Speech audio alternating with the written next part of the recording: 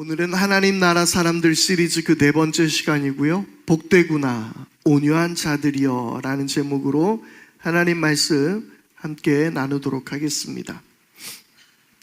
기원전 4세기 그러니까 336년부터 기원전 323년까지 마게도니아의 왕 알렉산더는 그리스도 본토를 통일한 후에 본격적인 동방으로 정복 전쟁을 펼쳐갔습니다.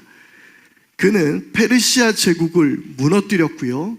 그리고 중앙아시아와 인도까지 진출하여서 매우 거대한 왕국을 그는 건설했습니다.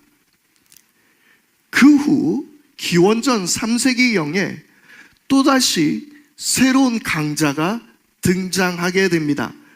그 나라는 마게도니아 전쟁과 셀레우쿠스 왕국과의 전쟁에서 승리를 거둔 후 기원전 133년에는 소아시아를 정복하고 기원전 30년에는 이집트를 정복하게 됩니다. 이로써 지중해 세계를 정복한 대제국을 그 나라는 세우게 됩니다. 이 거대한 제국이 어느 나라였을까요? 바로 신약 성경의 주된 배경이 되는 로마 제국입니다. 이러한 세계 정복 시대와 대제국의 탄생 속에서 숨겨진 작고 작은 연약한 나라는 바로 이스라엘입니다.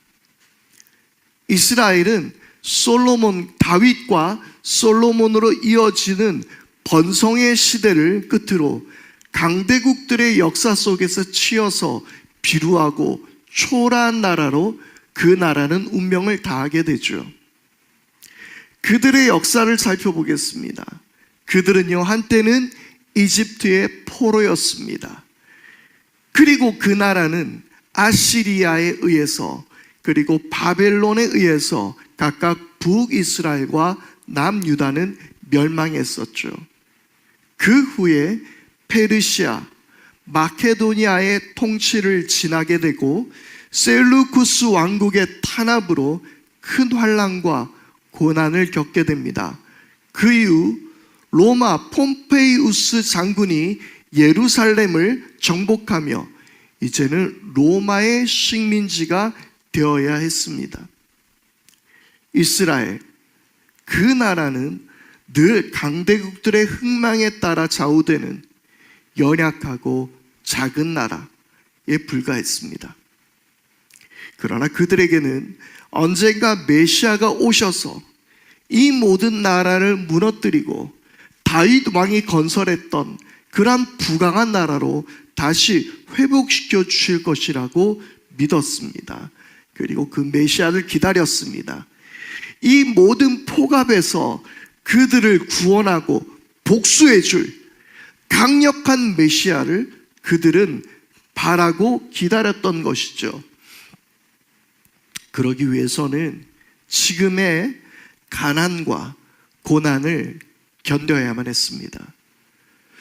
그리고 마침내 그 일을 이루어 줄 수 있을 것만 같은 한 사람을 만나게 됩니다.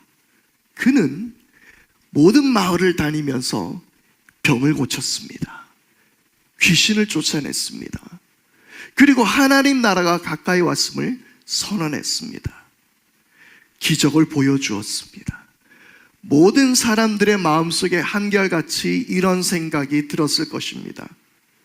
그분이라면, 그들이 그토록 원하고 기다렸던 메시아, 더 이상 약소국, 더 이상 강대국들에 치여서 사는 나라와 땅덩어리를 빼앗기는 나라가 아닌 강한 나라, 위대한 나라를 세워줄 그 메시아, 그분이 그 메시아가 아닐까. 그러던 중 그들이 바라던 메시아는 어느 날 산 위에 올라가 그들을 향해서 이렇게 말했습니다. 온유한 사람은 복이 있다. 그들이 땅을 차지할 것이다. 이 이야기를 들은 모두는 잠깐 귀를 의심했습니다. 그들이 보아왔던 많은 역사 속에서 땅을 차지했던 이들은 강한 나라였습니다. 온유한 나라들이 아니었습니다. 정복 전쟁은 강대국들의 이야기였고, 연약하고 온순한 나라들은 그저 그들의 표적이 될 뿐이었습니다. 그러한 강한 나라들에게 그들에게 남은 것은 이제는 조공과 높은 세금뿐이었습니다. 오늘 우리가 나눌 이야기의 팔복의 이 세 번째 팔복의 이야기는 바로 온유한 자입니다. 온유하다는 말은 헬라어로 프라우스라는 단어인데, 그 의미는 성품을 가리키는 단어로서 오늘 성경에서 이야기하는 그 온유함이라는 의미도 있고, 겸손함이라는, 온순함이라는 의미가 함께 포함되어 있습니다. 그런데 과거 그리스 문헌들을 찾아보면 이러한 성품을 가리키는 단어 외에도 말을 길들이는 방법에서 이 단어가 등장하는데요, 바로 말이 길들여진 상태를 뜻하는 단어가 이 프라우스라는 단어입니다. 그럼 예수님께서 왜 이 말씀을 하셨을까요? 먼저 우리가 생각해 볼 수 있는 것은, 예수님은 아마도 시편 37편 11절 말씀을 인용하신 것으로 보입니다. 시편 37편 11절의 말씀입니다. 겸손한 사람들이 오히려 땅을 차지할 것이며 그들이 크게 기뻐하면서 평화를 누릴 것이다. 아멘. 겸손한 사람들이 오히려 땅을 차지할 것이라고 이야기합니다.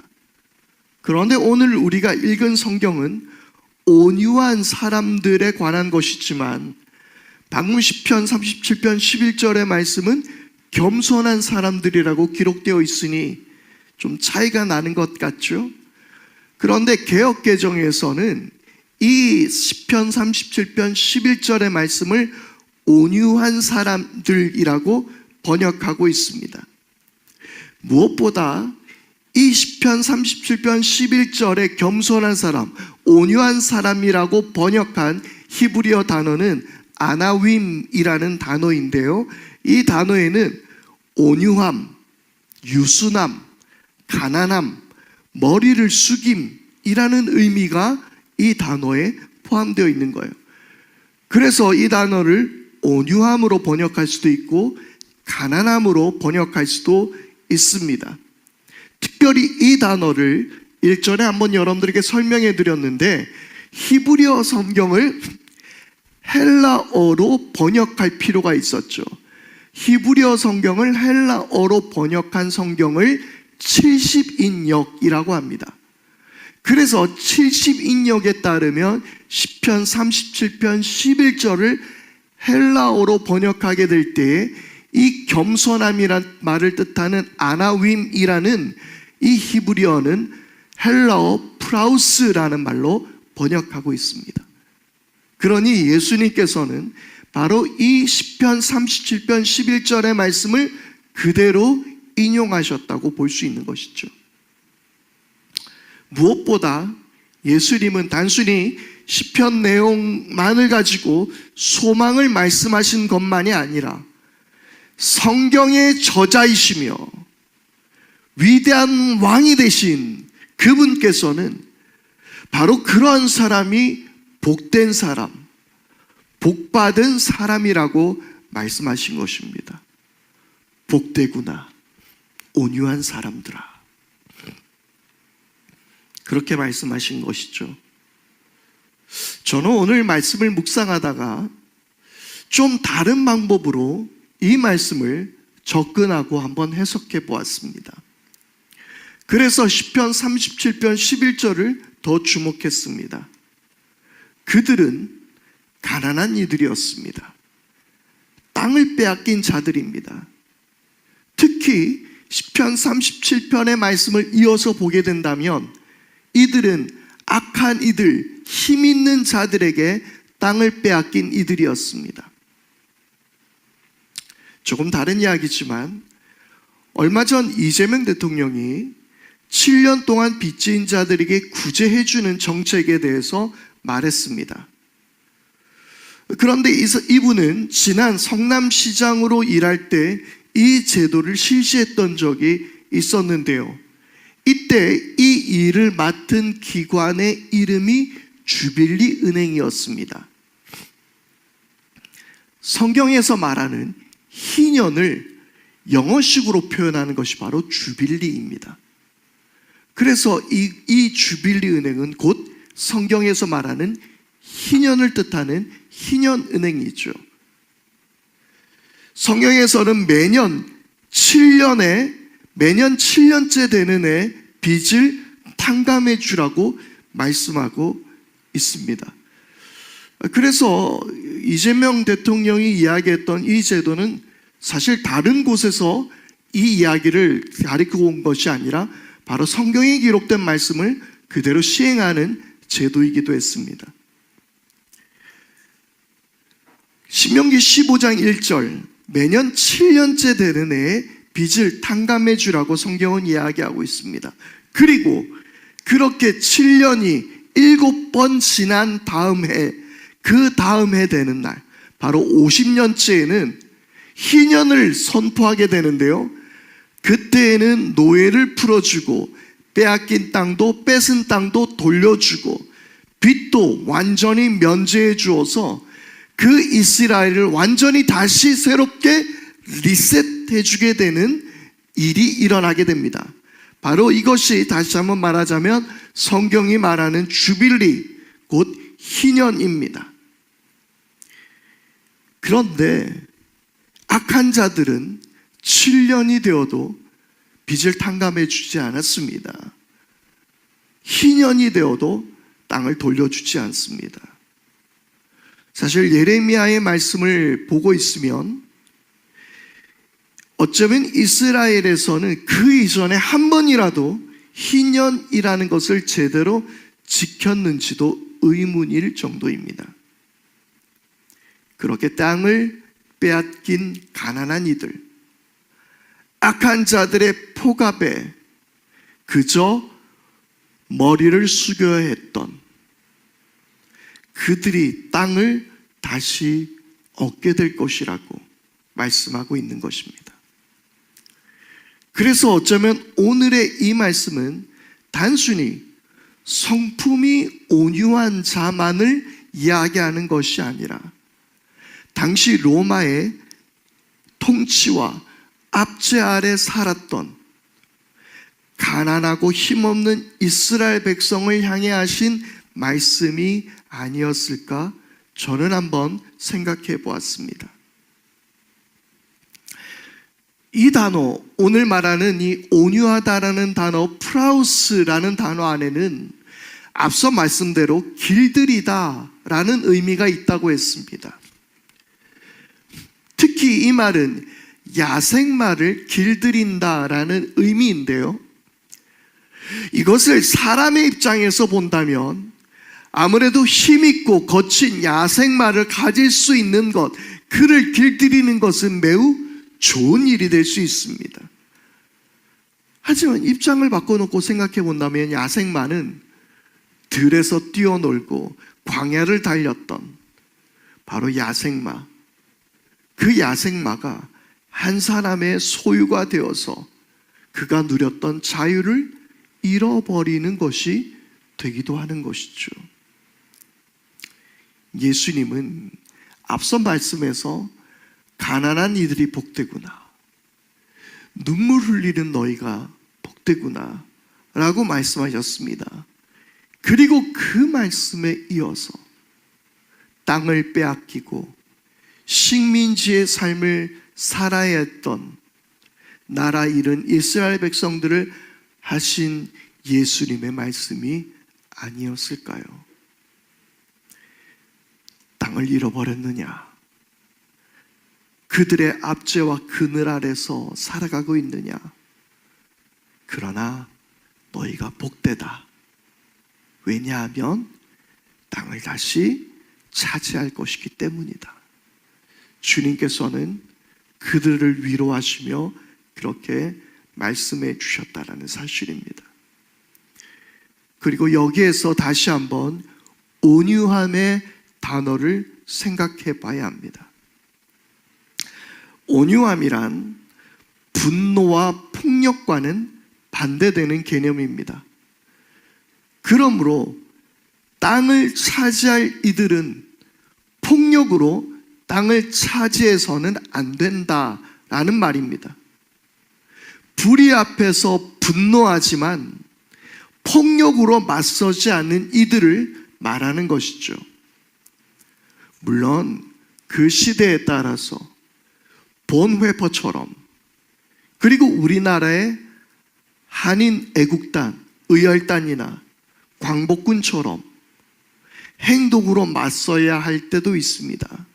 그런데 그것은 거대한 권력과 무자비한 폭거와 불의 앞에서 자신들의 모든 이익과 자신들의 모든 인생을 걸고 그들은 목숨을 걸고 싸운 이들이었습니다. 그러나 지금 우리는 땅을 차지하기 위하여 남의 것을 빼앗거나 착취하기 위하여 폭력이나 불의를 행해서는 안 된다라는 사실입니다. 하나님은 이스라엘 백성들을 선택하실 때에 그들이 강대국이거나 그들이 용사이었기 때문에 그들을 선택해서 그들을 사용하신 것이 아니었습니다. 신명기 7장 7절입니다. 주님께서 당신들을 사랑하시고 택하신 것은 당신들이 다른 민족들보다 수가 더 많아서가 아닙니다. 오히려 당신들은 모든 민족 가운데서 수가 가장 적은 민족입니다. 이스라엘이 훌륭해서 대단해서 그 혈통이 매우 우수해서 하나님은 그들을 선택하신 것이 아니란 말입니다. 그들이 연약했기에, 그들은 어쩌면 길들여진 만처럼 온순했기에, 그들은 약했기에 하나님은 이스라엘을 선택하신 것입니다. 하나님은 우리가 강해서 남들보다 재능이 있어서 우월해서 하나님은 저와 여러분들을 선택하신 것이 아닙니다. 오히려 우리가 약할수록 하나님은 약한 우리를 통하여 더 크게 역사하실 줄 믿습니다. 로마서 8장 26절입니다. 이와 같이 성령께서도 우리의 약함을 도와주십니다. 우리는 어떻게 기도해야 할지도 알지 못하지만 성령께서 친히 이루다 말할 수 없는 탄식으로 우리를 대신하여 간구하여 주십니다. 아멘. 여러분, 오늘의 이 말씀은 우리가 강함으로 이 세상을 이길 수 있다는 것을 우리에게 알려주신 것이 아니라 오히려 우리는 온유함으로 우리는 땅을 차지할 것이며 우리는 온유함으로 이 세상을 이길 수 있다는 것을 우리에게 말씀하신 것입니다. 지난주에 여러분들에게 맥주절의 감사에 의해서 함께 나누었습니다. 실패의 땅에서 하나의 소망을 발견하는, 실패한 인생 가운데서 한 소망을 발견하는 하나님의 사람들, 그들 안에서 하나님께 드리는 보릿고개를 넘어선 이들이 겨우 살아내어 긴 겨울을 지나고 이제 그 추수의 때가 되어 보리를 추수한 후 하나님께 감사드렸던 우리 조상들처럼 하나님은 연약하고 작고 실패한 것 같은 인생들을 통하여서 소망을 주시고 길을 여시며 승리하게 하시는 하나님인 줄 믿습니다. 우리는 위대한 사람이 아니라 하나님이 위대하시기 때문입니다. 우리는 연약한 사람들이지만 우리 주님이 강하신 분이십니다. 고린도전서 1장 26절에서 29절 말씀을 읽어드리겠습니다. 형제 자매 여러분, 여러분이 부르심을 받을 때에 그 처지가 어떠하였는지를 생각하여 보십시오. 육신의 기준으로 보아서 지혜 있는 사람이 많지 않고 권력 있는 사람이 많지 않고 가문이 훌륭한 사람이 많지 않았습니다. 그런데 하나님께서는 지혜 있는 자들을 부끄럽게 하시려고 세상의 어리석은 것들을 택하셨으며 강한 것들을 부끄럽게 하시려고 세상의 약한 것들을 택하셨습니다. 하나님께서는 세상에서 비천한 것들과 멸시받는 것들을 택하셨으니 곧 잘났다고 하는 것들을 없애시려고 아무것도 아닌 것들을 택하셨습니다.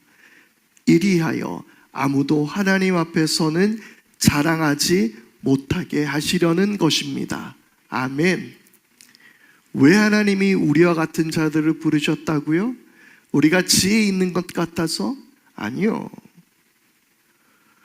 우리가 권력 있는 자 같아서? 가문이 훌륭한 사람 같아서?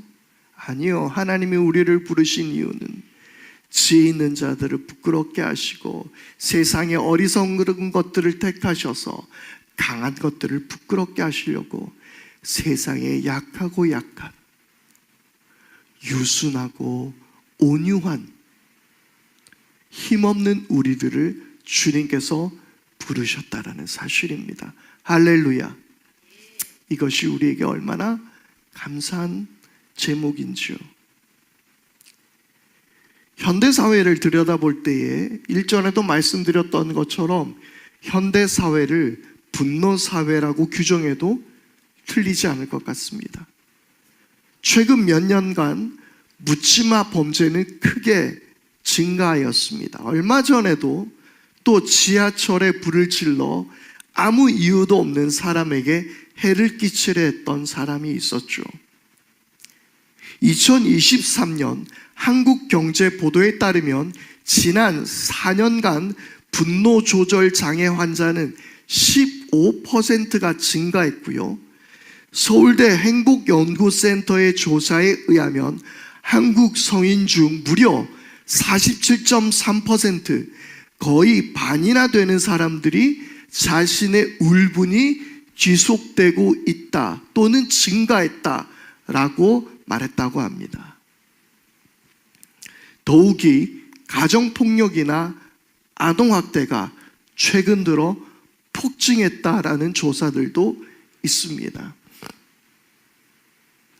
SNS가 발달된 지금은 익명 속에서 어느 누구도 자신의 분노를 감추지 않고 소위 말하는 키보드 워리어가 되어서 온갖 분노를 인터넷 게시판에 올리게 됩니다.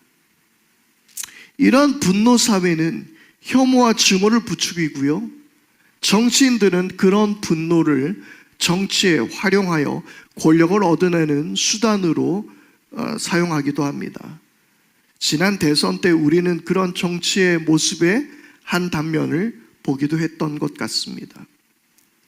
그래서 어쩌면 이 온유함이란 이야기는 지금 현대인들과는 거리가 있는 이야기 같습니다.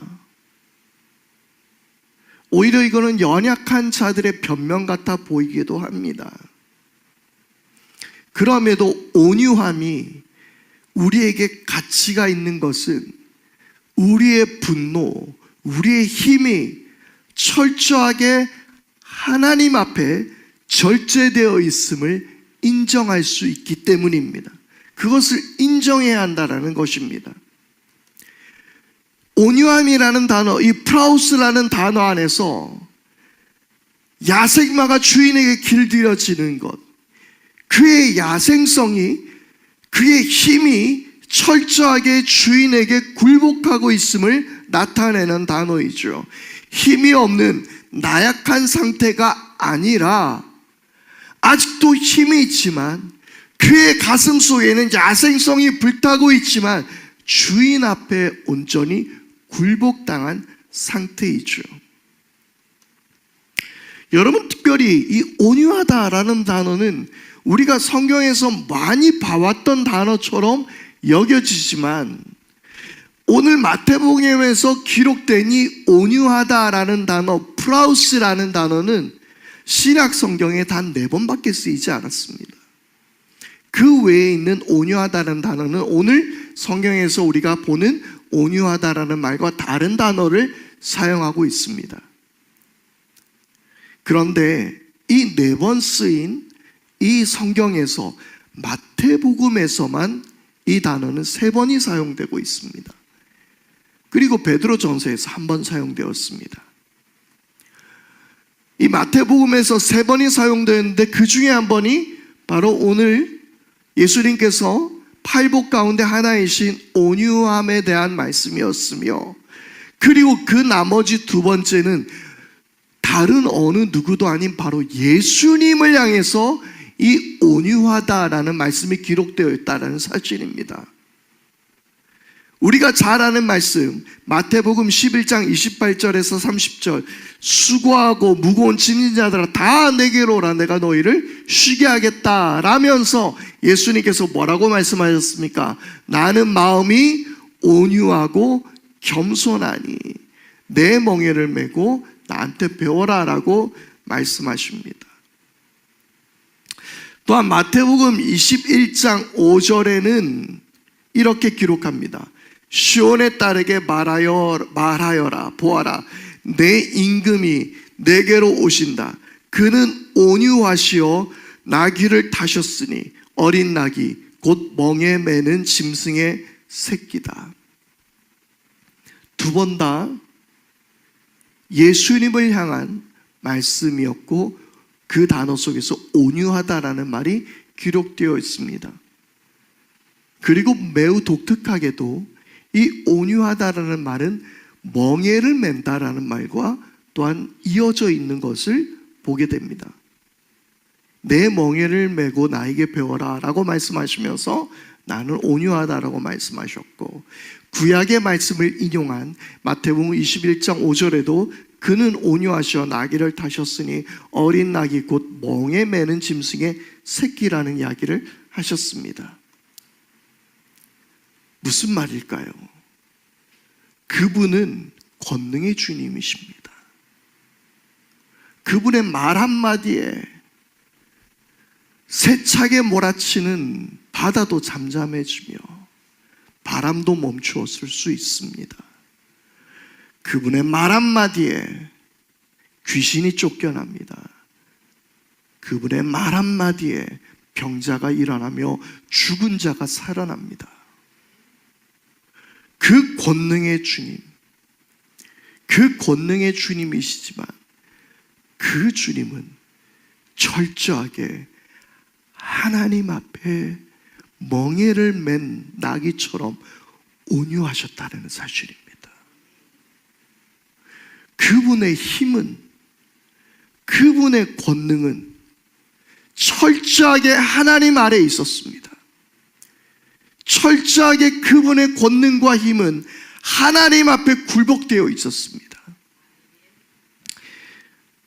어쩌면 이 온유하심을 가장 잘 나타내는 구절이 아닐까 하는데요, 빌립보서 2장 5절에서 8절의 말씀입니다. 여러분 안에 이 마음을 품으십시오. 그것은 곧 그리스도 예수의 마음이기도 합니다. 그는 하나님의 모습을 지니셨으나 하나님과 동등함을 당연하게 생각하지 않으시고 오히려 자기를 비워서 종의 모습을 취하시고 사람과 같이 되셨습니다. 그는 사람의 모양으로 나타나셔서 자기를 낮추시고 죽기까지 순종하셨으니 곧 십자가에 죽기까지 하셨습니다. 아멘. 여러분, 이것이 바로 온유하신 주님이십니다. 하나님과 그분은 동등되신 분이셨지만, 권능의 주님이셨지만 그분은 철저하게 하나님 말씀 앞에 복종했습니다. 죽기까지 순종하셨습니다. 십자가에서 내려와 보라라고 말씀하셨을 때 예수님께서 오냐 내가 내려갈게 뭐 쫙 뽑고 그리고 하늘에 천군 천사 불러가지고 그냥 싹 쓸어버리고 예수님은 가능하신 분이셨습니다. 그러나 그분은 십자가에서 철저하게 길들여진 말처럼 온유하셨습니다. 털 깎는 자 앞에 잠잠한 양처럼 예수님은 온유하신 분이셨습니다. 우리는 철저하게 우리의 모든 삶이 그리고 우리의 힘이 우리는 하나님께 순종하고 하나님에 의해서 조정되어져야만 합니다. 우리는 그분 안에서 컨트롤 되어야 합니다.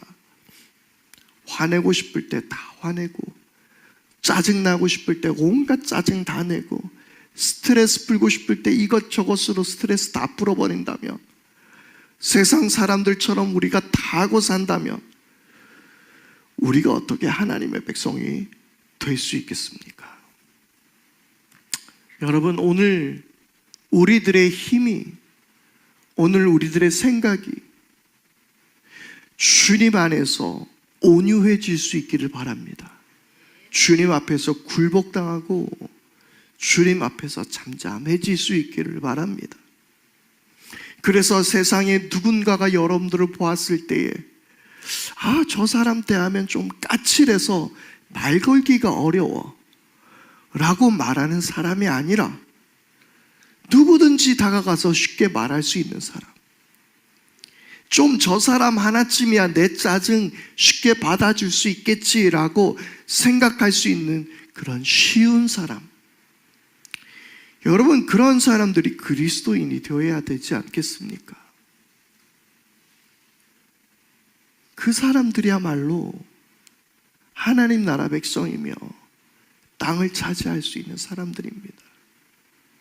폭력에 의해서 힘에 의해서 내가 난데 하고 살아가는 사람들, 야 이게 보자니까 누가 보자기로 보이나 그러면서 욱하면서 같이 싸우고 대드는 사람, 그 사람이 어떻게 하나님 나라 백성이라고 말할 수 있겠습니까? 약해 보이더라도 약함을 통하여 강하게 하시는 하나님을 의지하며 우리는 이 땅 가운데 온유한 자들이 되었으면 좋겠습니다. 누가 나한테 말 한마디 잘못했다고 욱하고 대드는 사람이 아니라 좀 그래도 괜찮은 사람, 좀 남이 쉽게 생각하고 저 사람한테 내 일 좀 맡겨도 짜증내지 않을 만할 사람, 좀 만만해 보이는 사람, 아니 그런 사람들 좀 되면 어떻습니까? 예수님이 그러셨는데요. 예수님께 가서 누구 하나 말 한마디 붙이기 힘든 분이셨을까요? 저는 그렇게 생각하지 않습니다. 얼마나 만만했으면 예수님 말씀하셨는데 애들이 거기서 뛰어놀았겠습니까? 그러니까 제자들이 나와서 애들은 가라라고 이야기했던 거 아니에요. 여러분 그런데요, 오늘 말씀의 그 프라우스라는 말은 우리가 때로는 그것이 길들여지는 자, 통치에 순응하는 자라고 이야기한다면 바로 하나님의 통치에 순복할 줄 아는 사람이 온유한 자이며 하나님의 통치에 순복할 수 있기에 우리는 그분의 백성이 될 수 있으며 하나님 나라의 땅을 우리가 누릴 수 있게 되는 것이죠. 왕이 선사하는 유업으로 주는 그 땅을 우리가 받을 수 있게 되는 것이죠. 그게 온유한 사람입니다. 그리고 끝으로 특별히 오늘 말씀 가운데 온유한 자라는 이야기는요, 복수형으로 쓰이고 있어요. 온유한 자들. 그래서 이 말은 공동체가 함께 이 땅을 상속받게 될 것, 차지하게 될 것을 이야기합니다. 그런데 여러분 한 가지 재미있는 사실이 무엇입니까?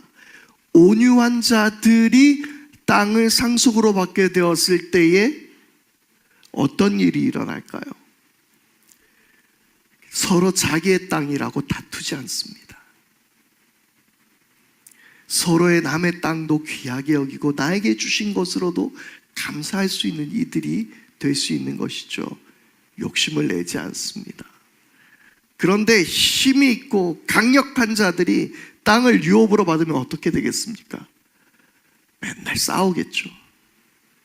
네 땅도 내 거, 내 땅도 내 거. 내 땅 튀어나왔다고 막 뭐라 그러고, 여기까지 내 거. 그렇게 살아가지 않겠습니까? 그런데 온유한 자들이 누리는 땅은요, 평화로 가득합니다. 여러분, 오늘 이제 우리가 온유한 자로 살아간다는 것이 어떤 의미인지 오늘의 말씀을 통해서 우리가 깊게 다시 한번 생각해 봤으면 좋겠습니다. 온유한 자들이 누리는 그 은혜와 그 평안 가운데 우리는 오직 하나님만을 바라보고 연약한 자들을 통하여 강하게 하시는 하나님, 우리의 연약함을 돌보시는 하나님, 그분을 바라며 주님만 바라보며 나아갈 수 있기를 바랍니다. 말씀에 결단하며 이 시간 함께 찬양하겠습니다. 하나님의 사랑을 사모하는 자, 하나님의 평안을 바라보는 자, 그렇게 잠잠히 주님을 바라보는 그런 온유한 주님의 백성들이 될 수 있기를 바랍니다.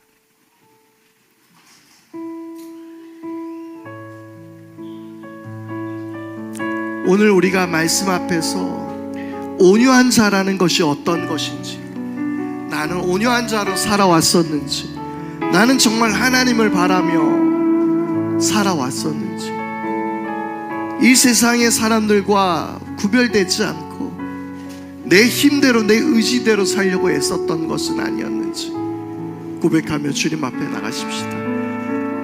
하나님의 사랑 사모하는 자, 하나님의 평안을 바라보는 자, 너의 모든 것 창조하신 우리 주님이 너를 얼마나 사랑하시는지,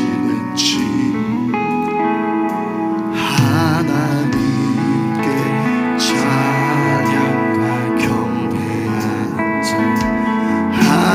하나님의 선하심을 닮아가는 자, 너의 모든 것 창조하신 우리 주님이 너를 찾아 삼으셨네. 하나님 사랑해, 하나님 사랑의 눈으로 너를 어느 때나 바라보시고, 하나님 인자한 귀로서 언제나 너에게 기울이시니, 어두움에 밝은 빛을 비춰주시고 너의 작은 신음에도 응답하시니, 너는 어느 곳에 있든지 주를 향하고 주만 바라보시라. 오늘의 말씀은 승자들을 향하여 하신 말씀이 아닙니다. 땅을 차지한 제국을 바라보며 하신 말씀이 아니라 식민지로 고통받고 있는 이스라엘 백성들을 향하여 하셨던 말씀이며, 땅을 빼앗긴 가난한 이들을 향하여 하셨던 말씀입니다. 그러나 그것이 결코 작고 연약한 것이 아니라고 주님 말씀하시며, 그 작고 작은 자들을 통하여 하나님이 역사하심을 우리에게 일러주시고 있습니다. 또한 우리가 그 연약한 자로 살아가게 될 때에 또한 하나님께서 우리를 지키시고 우리가 하나님 나라의 거룩한 백성이 될 수 있다라는 이야기도 함께 나누었습니다. 이 시간 우리가 다시 한번 주님을 바라보십시다. 다시 한번 우리가 그 주님을 소망하며 찬양하십시다. 하나님의 사랑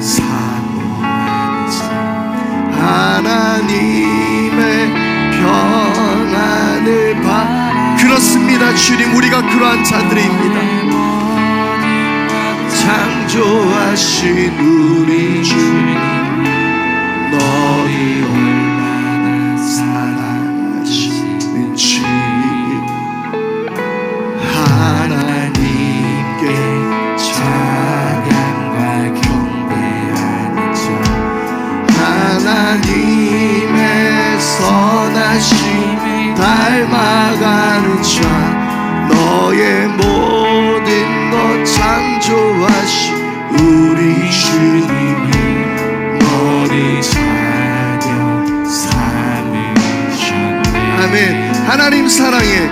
하나님 사랑의 눈으로 너를 어느 때나 바라보시고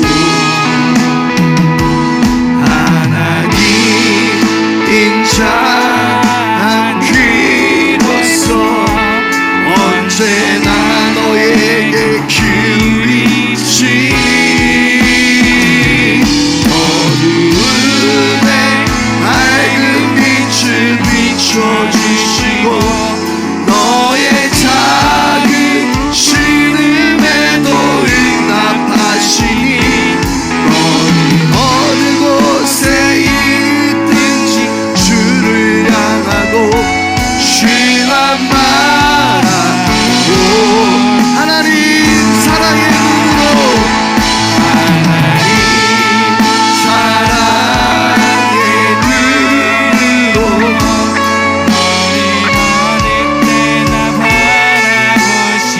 하나님 인자한 귀로서 인자한 귀로서 언제나 너에게 기울이시니 어두움에 밝은 빛을 비춰주시고 너의 작은 신음에도 응답하시니 너는 어느 곳에 있든지 주를 향하고 주만 바라보 우리 함께 결단하며 기도하겠습니다. 하나님 아버지, 오늘 우리가 주님 앞에서 온유한 자로 살아가기를 바랍니다.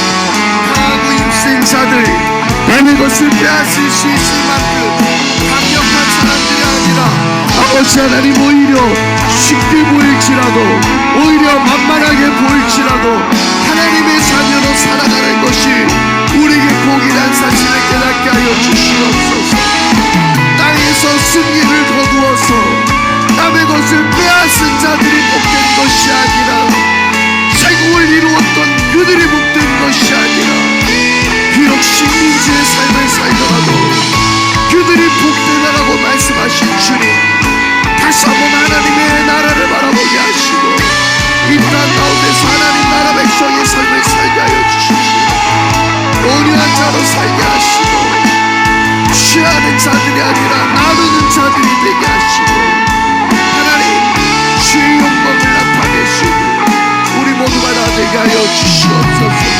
아버지 하나님, 우리를 통하여 주의 영광을 나타나게 하시고 아버지 하나님, 우리와 함께 하여 주시옵소서. 주님, 우리 가운데 주의 온전히 바라게 하여 주시고 연약하고 작은 자로 살아가게 될 때에 우리가 주님을 향하게 하시고 우리가 지혜악한 자를 통하여 지혜를 이루시는 주님을 바라볼 수 있는 우리 모두가 되게 하여 주시옵소서. 아버지 하나님, 주님만을 신뢰합니다. 주님, 우리를 다스려 주시옵소서.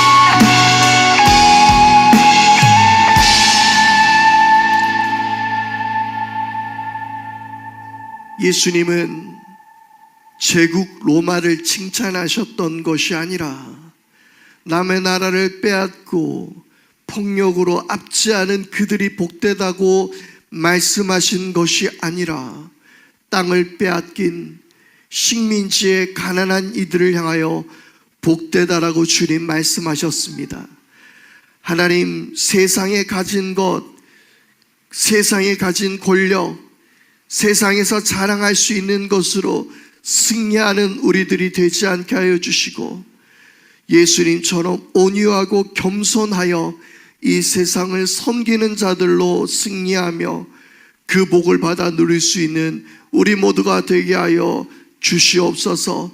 좀 만만하게 보일지라도, 좀 쉽게 보일지라도, 그러나 주님의 영광이 나타나는 것이 우리에게 더 큰 복이 아니겠습니까? 아버지 하나님, 우리 모두가 하나님 나라 백성으로 온전히 살아낼 수 있는 우리 모두가 다 되게 하여 주옵소서. 말씀 앞에 결단하오며 사도신경으로 우리의 신앙을 고백하오니, 나는 전능하신 아버지 하나님, 천지의 창조주를 믿습니다. 나는 그의 유일하신 아들 우리 주 예수 그리스도를 믿습니다. 그는 성령으로 잉태되어 동정녀 마리아에게서 나시고 본디오 빌라도에게 고난을 받아 십자가에 못 박혀 죽으시고 장사된 지 사흘 만에 죽은 자 가운데서 다시 살아나셨으며 하늘에 오르시어 전능하신 아버지 하나님 우편에 앉아 계시다가 거기로부터 살아있는 자와 죽은 자를 심판하러 오십니다. 나는 성령을 믿으며 거룩한 공교회와 성도의 교제와 죄를 용서받는 것과 몸의 부활과 영생을 믿습니다. 아멘.